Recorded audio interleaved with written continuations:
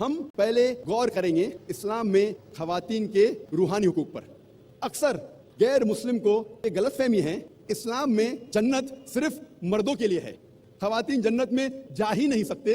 ان کی یہ غلط فہمی ہے۔ یہ غلط فہمی کو دور کرنے کے لیے قرآن مجید کی ایک آیت ہی کافی ہے۔ اللہ تعالیٰ فرماتے ہیں سورہ نساء میں سورہ نمبر 4 آیت نمبر 124 میں، وَمَن يَعْمَلْ مِنَ الصَّالِحَاتِ مِنْ ذَكَرٍ وَأُنثىٰ، آپ میں سے کوئی بھی شخص چاہے عورت یا مرد ہو اور وہ اچھے اعمال کرتا ہے اور وہ مومن ہے تو انشاءاللہ وہ جنت میں جائیں گا۔ اور سورہ نمبر 4 آیت نمبر 1، اس کے ساتھ کوئی بھی ناانصافی نہیں ہوگی۔ اللہ تعالیٰ فرماتے ہیں سورہ نساء میں، یا ایھا الناس اتقوا ربکم الذی خلقکم من نفس واحدہ وخلق منها زوجہا، اے انسانوں اپنے رب سے ڈرو جس نے تمہیں ایک جان سے بنایا ہے اور اس جان سے اس کے جیسا جوڑا بنایا ہے۔ یہ ثابت ہوتا ہے کہ وہی جان سے جس سے آدمی بنا ہے اسی سے بنی ہے عورت، یعنی روحانی طور پہ عورت اور مرد یکساں ہے۔ اللہ تعالیٰ فرماتے ہیں سورہ شعراء میں سورہ نمبر 42 آیت نمبر 11 میں، فاطر السماوات والارض جعل لکم من انفسکم ازواجا، اللہ نے زمین اور آسمان بنائے ہیں اور تمہارے لیے تمہارے جیسا جنس کا جوڑا بنائے ہیں، مطلب آدمی اور عورت روحانی طور پہ یکساں ہے۔ اللہ تعالیٰ فرماتے ہیں سورہ ہجر میں سورہ نمبر 15 آیت نمبر 29 میں کہ میں نے انسان کو بنایا اور اپنی روح اس میں پھونکی۔ اس کے معنی یہ ہے کہ اللہ سبحانہ و تعالیٰ کا علم ہر انسان کو دیا کہ اللہ سبحانہ و تعالیٰ ہے۔ اللہ فرماتے ہیں سورہ اسراء میں سورہ نمبر 17 آیت نمبر 70 میں، وَلَقَدْ كَرَّمْنَا بَنِي آدَمَ، اللہ سبحانہ و تعالیٰ نے بنی آدم پر کرم فرمائے۔ اللہ سبحانہ و تعالیٰ نے ساری بنی آدم پہ رحمت فرمائے، چاہے وہ آدمی ہو یا عورت، چاہے کالا یا سفید، امیر یا غریب، ہر بنی آدم ہر انسان پہ اللہ سبحانہ و تعالیٰ نے کرم فرمائے۔ اسلام کے علاوہ اور بھی دوسرے مذہب ہے جو یہ مانتے ہیں کہ انسانیت ایک جوڑے سے بنی،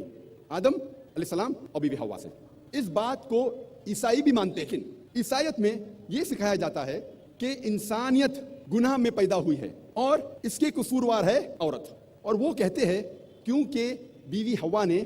آدم علیہ السلام کو پھل کھانے پہ مجبور کیا، بہکایا، اسی لیے انسانیت گناہ میں پیدا ہوئی اور وہ سارا الزام عورت پر ڈالتے ہیں۔ لیکن قرآن مجید آپ پڑھیں گے تو قرآن مجید میں کہیں بھی الزام صرف عورت پر نہیں ڈالا گیا ہے۔ قرآن میں اللہ تعالیٰ فرماتے ہیں سورہ اعراف میں سورہ نمبر 7 آیت نمبر 19 سے 27 تک، اللہ سبحانہ و تعالیٰ اس قرآن میں کم سے کم آدم علیہ السلام اور بیوی حوا کا ذکر، دونوں کا ذکر 1 درجن سے زیادہ بار کرتے ہیں ان آیتوں میں، اور اس میں کہتے ہیں کہ دونوں نے اللہ سبحانہ و تعالیٰ کی نافرمانی کی، دونوں نے توبہ کی اور اللہ نے دونوں کو معاف کیا۔ الزام دونوں پر برابر لگایا گیا ہے۔ قرآن مجید میں کوئی بھی آیت نہیں ہے جہاں صرف عورت یا صرف بیوی حوا پر الزام لگایا گیا ہے، لیکن قرآن مجید میں ایک آیت ہے سورہ طہ میں سورہ نمبر 20 آیت نمبر 121 جہاں صرف آدم علیہ السلام کا ذکر ہوتا ہے اور کہا جاتا ہے کہ آدم علیہ السلام نے اللہ کی بات نہیں مانی۔ لیکن اگر آپ قرآن کو مکمل طور سے پڑھیں گے تو الزام دونوں پر برابر ہے، عورت اور مرد پہ، آدم علیہ السلام اور بیوی حوا پر۔ بائبل میں لکھا ہے بک آف جینیسس میں چیپٹر نمبر 3 ورس نمبر 16 میں کہ میں تیرا درد بھرا حمل بڑھاؤں گا، خدا کہتا ہے عورت سے، اور تو درد میں بچوں کو جنم دیں گی اور تیری خواہش تیرے شوہر کی ہوگی۔ تو اس سے یہ پتہ لگتا ہے کہ pregnancy is a Chris on the woman, حمل ٹھہرنا ایک سزا ہے عورت کے لیے۔ لیکن جب ہم قرآن مجید پڑھتے ہیں، قرآن میں اللہ تعالیٰ فرماتے ہیں سورہ نساء میں سورہ نمبر 4 آیت نمبر 1 میں، respect the womb that bore you, عزت کرو اس کوکھ کی جس نے تمہیں جنم دیا۔ اللہ تعالیٰ فرماتے ہیں سورہ انعام میں سورہ نمبر 6 آیت نمبر 151 میں کہ آپ اپنے والدین کی عزت کرو، نیک سلوک کرو۔ اللہ تعالیٰ فرماتے ہیں سورہ لقمان میں سورہ نمبر 31 آیت نمبر 14 میں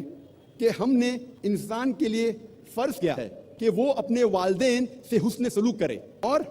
آپ کی والدہ نے درد کے بعد درد سے آپ کو پیٹ میں سنبھالا اور 2 سال تک دودھ پلایا۔ اللہ تعالیٰ فرماتے ہیں سورہ احقاف میں سورہ نمبر 46 آیت نمبر 15 میں، وَيَسَّرْنَا الْإِنسَانَ بِوَالِدَيْهِ إِحْسَانًا، ہم نے فرض کیا ہے انسانیت پر کہ وہ اپنے والدین سے حسن سلوک کرے،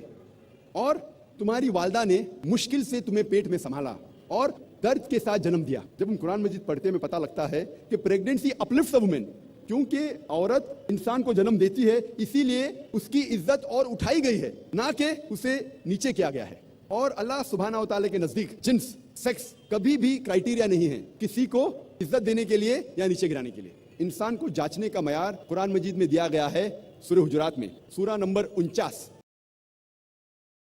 جہاں اللہ سبحانہ و تعالیٰ فرماتے ہیں اے انسانوں ہم نے تمہیں ایک مرد اور ایک عورت کے جوڑے سے بنایا ہے اور تمہیں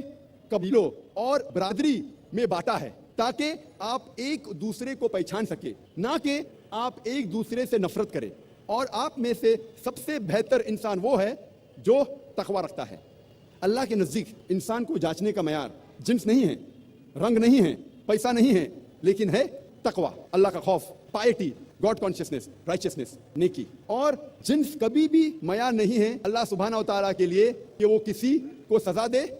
یا کسی کو ریوارڈ دے، کسی کو انعام دے۔ اللہ تعالیٰ فرماتے سورہ آل عمران سورہ نمبر 3 آیت نمبر 195 میں اللہ تعالیٰ فرماتے میں کبھی بھی کسی بھی شخص چاہے وہ عورت ہو یا مرد ہو میں اس کے اعمال کو ضائع نہیں کروں گا کیونکہ یہ دونوں ایک دوسرے کے برابر ہے۔ اللہ تعالیٰ فرماتے سورہ احزاب میں سورہ نمبر 33 آیت نمبر 35 میں ان المسلمین والمسلمات، بے شک مسلم مرد اور عورتوں کے لیے، والمومنین والمومنات، ایمان والے مرد اور عورتوں کے لیے، والقانتین والقانتات، فرما بردار مرد اور عورتوں کے لیے، والصادقین والصادقات، سچے مرد اور عورتوں کے لیے، والصابرین والصابرات، صبر کرنے والے مرد اور عورتوں کے لیے، والخاشعین والخاشعات، خشوع اختیار کرنے والے، اللہ کے نزدیک جھکنے والے مرد اور عورتوں کے لیے، والمتصدقین والمتصدقات، صدقہ دینے والے مرد اور عورتوں کے لیے، والصائمین والصائمات، روزہ رکھنے والے مرد اور عورتوں کے لیے، والحافظین فروجهم والحافظات، اپنی عزت اور آبرو کی حفاظت کرنے والے مرد اور عورتوں کے لیے،